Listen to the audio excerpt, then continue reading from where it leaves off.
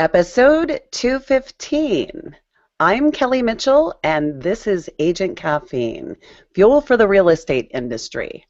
Our mission, to continue to aid in the transformation and innovation within the real estate industry and to make knowledge and education more accessible to those who don't have it. In this episode, we're talking with Gwen Daubenmeyer about brokerages, building, breaking, and rebuilding them. Not the easiest task, and certainly Gwen with her brokerage has been down a road, primarily due to economic situations or circumstances, and we don't believe that they're replicable, but we do know that if you know how to do it once, when anything else changes in the market, your adaptability is tenfold. So I'd love to welcome Gwen to the show. Gwen, how are you? I'm well, Kelly. Thanks for having me on. Hey, it's great to have you here. I'm super excited to jump into this and kind of talk a little bit about your journey because you have been down a road. Now, your market is Detroit, and your brokerage name? I'm actually a small team called the Integrity Team under Remax in the Hills. I love that. I love that. Integrity Team. Okay, so let's talk for a minute about the journey. So you got into real estate. What on earth possessed you? You know, I really, to this day, am not quite sure. I had a really great job at a CPA firm that I loved a lot, and I think I just got bored and rose to the level that I couldn't, implement and create, and, my visionary skills and everything was just at a ceiling, and so I just thought I need to go out and work for myself. And real estate was the easiest thing to get into, really. Well, or so we thought, right? Yes. Well, it was easy to get into. It's not easy to stay in, right?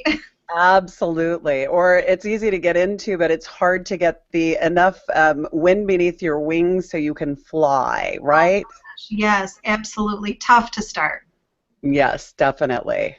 So, okay, so you get your license and you're probably a wide-eyed, maybe a little bit naive. How did you choose a brokerage? How did you get engaged with the person who maybe was responsible for laying the foundation for you?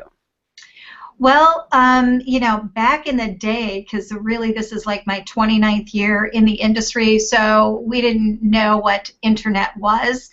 And so I went to the newsprint, right? And so I saw an ad from a brokerage, and I won't say who or what, but it's kind of a funny story in that I didn't understand at all what a broker was, what a real estate agent was, what a realtor was, and all this terminology.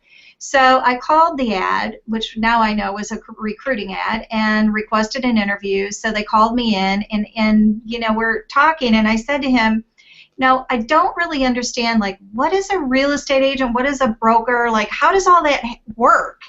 And he said, well, it's like this. It's kind of like the broker is the pimp and the agents are the prostitutes. And I was like, okay, but somehow I got that. So it made sense to me. Don't even ask me why I still went into real estate because that's probably a therapy session. But Absolutely. I would have run out the door screaming. I know, and my dad is a pastor, right? And I don't know why. I still got into real estate and got. Oh my God, that is so funny. And this is okay. So almost 30 years ago. We're talking. What is it? Like 1980. 86. We're just out of the 70s. Yes, exactly. Oh my God. So this makes perfect sense now. In that day and age, it was maybe, I don't know if it was acceptable, but people got away with a lot more than they do today. Completely, yes. I agree with you. Okay, and then how did real estate go for you? Did you take to it right away? Was it a brutal transition? It was horrid. It was absolutely horrible. So I think it took me 6 months to get my first closing check. I had absolutely no training. There was no mentoring. You were just kind of on your own. And I remember doing my first listing presentation, and it was something like, this is my brokerage stuff, so do you want to list or what? And wow. They listed, and I figured it out and asked questions of agents around me, which were kind enough to share. And if it weren't for the older, more seasoned agents in my office, I probably never would have made it. But they were very helpful, and we try to do the same thing. I'm all about educating new agents and agents that are struggling right now. Like, that's my passion, and I think it stems from that. So you're breaking the pattern. Yes. I love it because, I mean, as you know, being in the industry as long as you have, there are still brokerages that are operating like a 30-year-old mentality. I mean, 30 years ago mentality. Yes. It's we are really doing something different here. We're pretty excited about it. We've had, I think it's 396% growth over 4 years because I bought the best information and training and coaching in the industry, because I do want to climb Mount Everest here, but I don't want to start by designing a harness, Totally. Where we are, so we pulled together all the right tools, we think. Excellent, excellent. Okay, so I want to briefly, definitely want to dive into that. I want to briefly talk about, because you ended up building a brokerage, and then some powers that be kind of changed the whole landscape and your success factor, because you were successful for the first round once you really got into it, right? Tell us a little bit about that. Yeah, so my husband was a director of engineering at a particular company, so there was another salary coming in, and I don't care who says what, that does take the pressure off. So I did a good business. And, I think I was consistently probably between 50 and 60 transactions a year. And I've never advertised. I mean, like, this year is the first year we're actually, like, doing marketing. So I'm sitting in, like, marketing 101 classes, to learn how to do that. But all of our business has been through Sphere, through referrals, through just call her kind of thing. And then probably, gosh, what was it? Maybe 15 years ago or so, Rogers Company was bought out, and they let all the salaried people go. And I said, well, why don't you come in business with me until you figure out what you want to do, and then we'll work it out. And he never left. I mean, my business exploded. He's fantastic with buyers. He's got an eye for detail, coming from an engineering background. So he is still my partner, and we were very successful. So it was just the two of us, and then, of course, the bubble happened. And the bubble. Now, what year are we at now? We're probably in 2007 is when we really saw that it was coming. I don't know what happened to the rest of the country, but we were getting calls because we're right in the middle of the big three, right? So that's where our business was, basically out of. So we were getting calls from people right and left that, we're being downsized, we're being downsized, we're being downsized. So well before anybody went bankrupt here, they were working on it. They were downsizing, and people were losing their jobs. And so we knew that something was up. And then, of course, when the real estate bubble happened across the country, ours was exacerbated, of course, by, the trials and tribulations of the auto industry. Oh, yeah. So we lost, I believe, we counted at one time, I can't remember the exact number, but it was over 70% of the people in our database which moved out or were relocated or lost their job. I mean, just gone. Well, and I don't think there were very many markets that went to that degree. I mean, maybe New Orleans when they had the hurricane and stuff. But okay, so production has gone down, and you're seeing these people that are in these, like, economic restraints. Yes, and I want to back up and say one thing, because it's a mistake I made. The mistake that I made was building, like, really a 100% referral-based business. I did not advertise. So I'm not saying that that is a good thing to do, because I don't think that everybody else. Some people got hit harder. We lost a tremendous population of our real estate agents who couldn't make it at all. But I think that those people who were steady marketers probably fared better than I did. So that's something that I would have definitely done differently, is I would not stop marketing, but I would continue with the Sphere. So Yeah, so That's good advice. That's good advice. that's a regret. So I think our market, the actual values dropped at around 40%. And that's across the board, which includes, wealthy and I don't want to say poverty, but very low market homes, like $30,000 in our area. So Wow. yeah, there's a big, big price difference. So the market fell horribly, and there was a period of time, I believe it's 6 months, that Roger and I went without any closing whatsoever. And we couldn't lie and wouldn't lie, and people would say, well, do you think this is the bottom, or if I wait, will I get the house cheaper? Yeah, you should wait. You'll get the house cheaper. So we were causing our own demise in a way, because we weren't going to say, oh no, it's the least it's been, because these people fed us for 20 years. Of course we're going to tell you the truth. Oh, yeah. We were saying, no, wait. Well, okay, so you're having a rough time. Like, at what point did you see the opportunity to turn it around? What did you do to turn it around? I literally took, I believe it was like our last like $3,000 or whatever that was, and I attended a weekend conference because it was a no questions asked money back guarantee called LEAD with Sharfin Institute.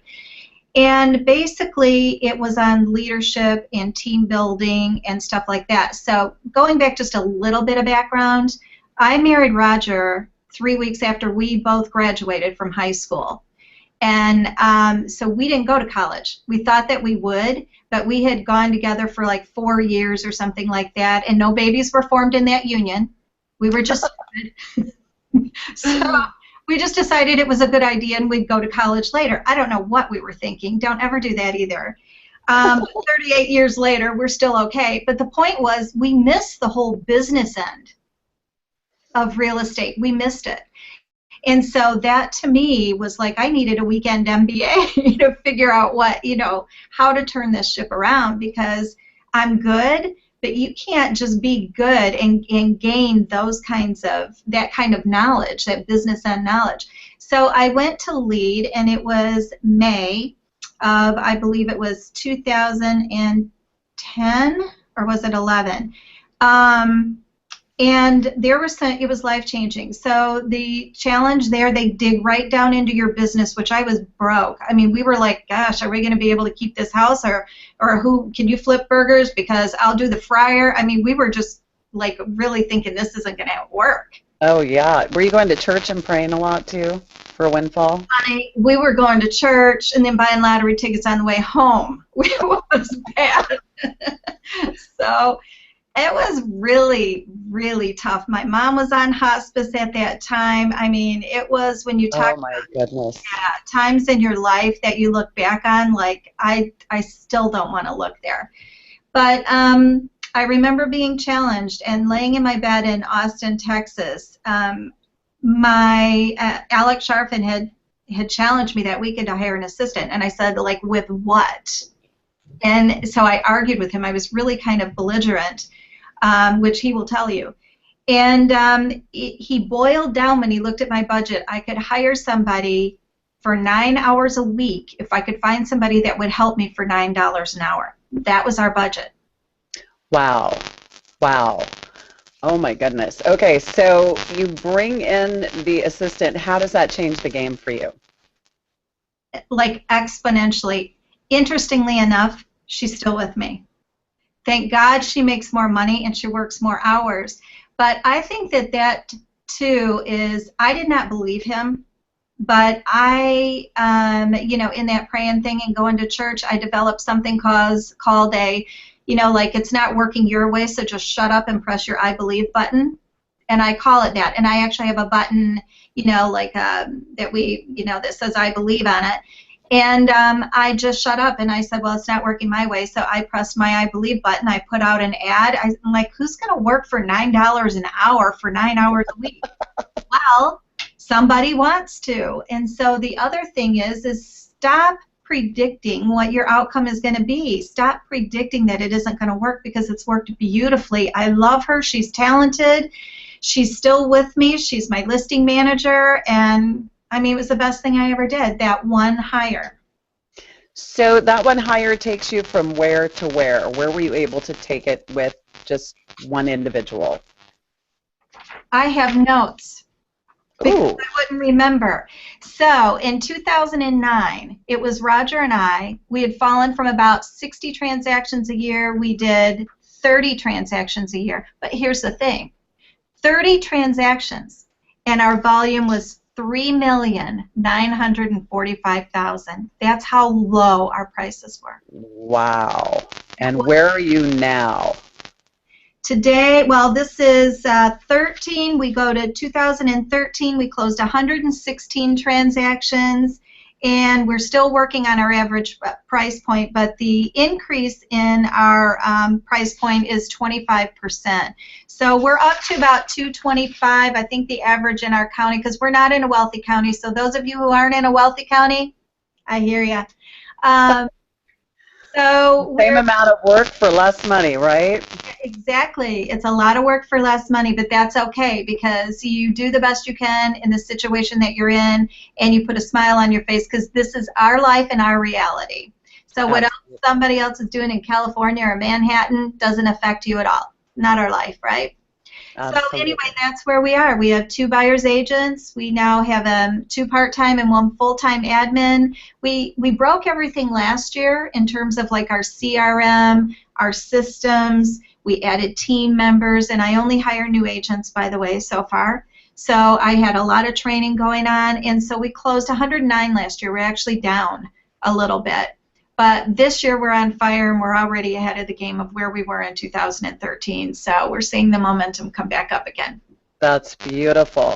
Now, you had mentioned you've also kind of reinvented the tools and the coaching and things like that that you're doing. Can you tell us what some of your secret ingredients are? And I know that not everybody, when they make huge transitions like you recently have, um, it doesn't happen right away because you're investing so much time back into the business. So, yeah, if you could share that, that would be great. The tools and coaching. So I'm a firm believer in coaching. There, like almost everyone is more brilliant than I am, right? And so I don't need to know, like I said before, how to build a harness. I'm going to find the person that has the best harness because if you're looking for hard work and grit and fortitude and those kinds of things, I'm your girl. Like I'm going to get to the top of the mountain, but I'm going to find everybody else who has the best tools to get there. I'm going to Very ask smart. really hard questions, which I think agents don't do. Don't you agree with that? We kind of go blindly.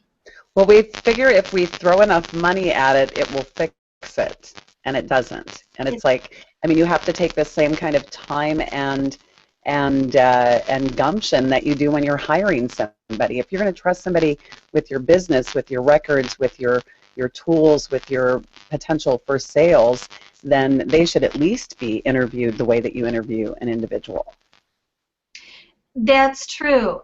And I also think with agents, we're very loyal to other agents in the field that we know and love and who create tools and apps and software and books and all of that kind of stuff, and we want to support them. But not to your detriment. I mean, there's a certain amount of responsibility that we have to walk out of that, naivete and take care of yourself, and that really has to happen. I'm not, I'm not afraid to let someone go because I firmly believe that if it's not a work in my team culture, like it's not enough that they do a good job. Obviously, they need to do a good job or they shouldn't be on your team. But I Right. want everyone to enjoy their job. I want them to love what they do. And if they don't love what they do, and if they don't love this team, then clearly they're in the wrong place, and I'm releasing them to go find whatever it is that's going to fulfill that thing. So it's interesting how we hear agents sometimes talk about, oh, they feel held hostage by this position or that position. I will never feel held hostage by a position. It just won't happen. So for you, and this is the last question because we're just about out of time, I'd love to hear the opening the kimono section, which is where you share something that is a secret to your success that maybe everyone else doesn't necessarily know. Um, That's a really Your or your company's? mine or my company's. Well, it comes down to, and this sort of sounds like Pollyanna, but I really am Pollyanna. I just carry a gun. But I know, I've seen you on Facebook. so the thing is this. It really is people over commissions every single decision point. Not every single client, but every single decision point.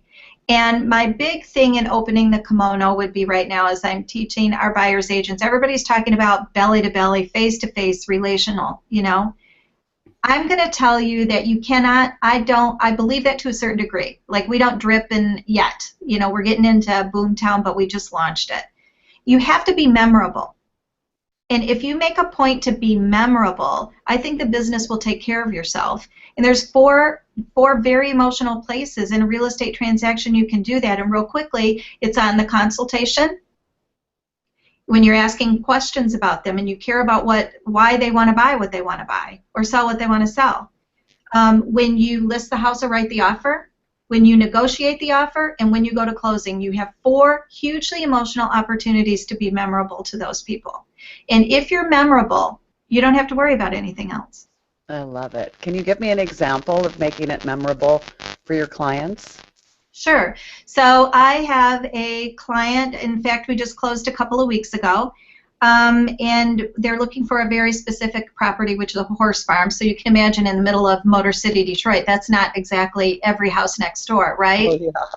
So our choices were limited, and I didn't know them. They actually asked to see a property of mine, and that's how they were interviewing agents, unbeknownst to me. I didn't know. So they weren't a referral, which is unusual. And so anyway, I got the job, and they said, well, really, we're looking for somebody to sell our house and sell us something else. So we got involved in a horse property, which typically people can name their own price or come pretty close because there's just not a lot of those.